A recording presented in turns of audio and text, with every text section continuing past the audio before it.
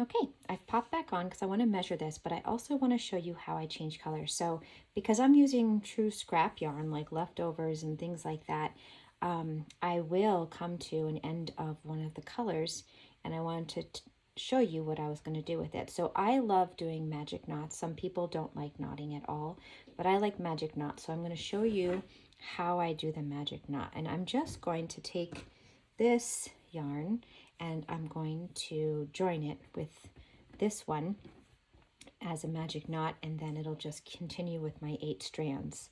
So what I do is I just make a knot like that, and you'll see the instructions with photos in the pattern as well. So it's like that, and then I make a knot over here like this. There we go. And then I pull it very, very tightly. So I have these 2 knots, and then I just take the blue one, the yellow one, and I pull them together until it's super tight. And then I am just going to use my scissors. I got them as a Christmas present from my husband. They're vintage, actually. They're 100 years old. I'm just going to clip off these edges, these ends. Let's see. There we go.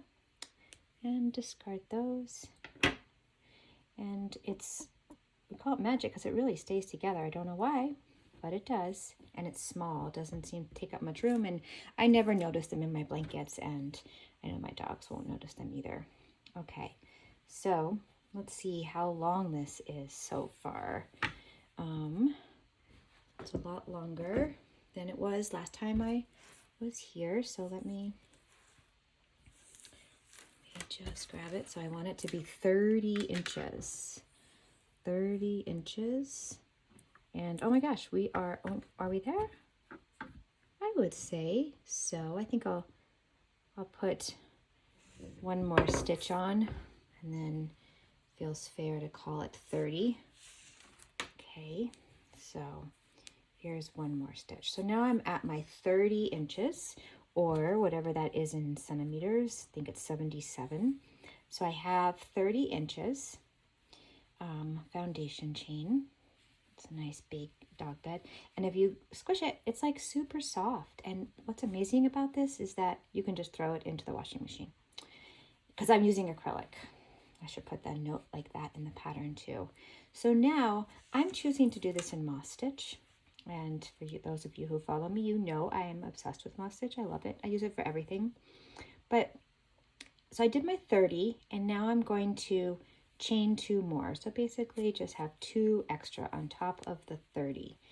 Okay. And then what I'm going to do is I'm going to just kind of straighten this out, and I'm going to go into the 1, 2, 4th one from the chain. So 1, 2, 3, 4. I'm going to go right into that 4th one. Okay. I'm going to pull it through. I'm just single crocheting, just 1 single crochet. This is all US terms. So I did that. So I poked it in, and now I'm just going to pull it through. Okay. Pull it through both. And now I'm going to chain 1. I'm going to skip 1. So I'm going to skip this one and go into this one. Okay. There we go.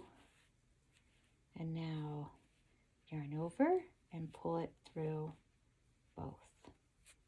Okay. Okay. I'm going to chain 1.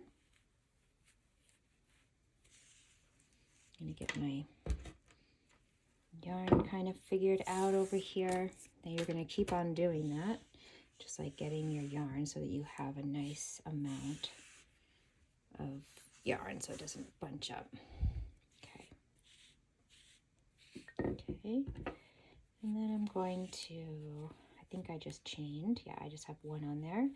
And so I'm going to skip this one and go into this one. Okay. And pull it through, yarn over, and pull it through both. Okay. Now I feel like I'm doing this a little too tightly, but so I'm going to try to loosen it a little bit. So you'll just kind of play and figure out what your tension is, but you want to have a nice sturdy thing, right?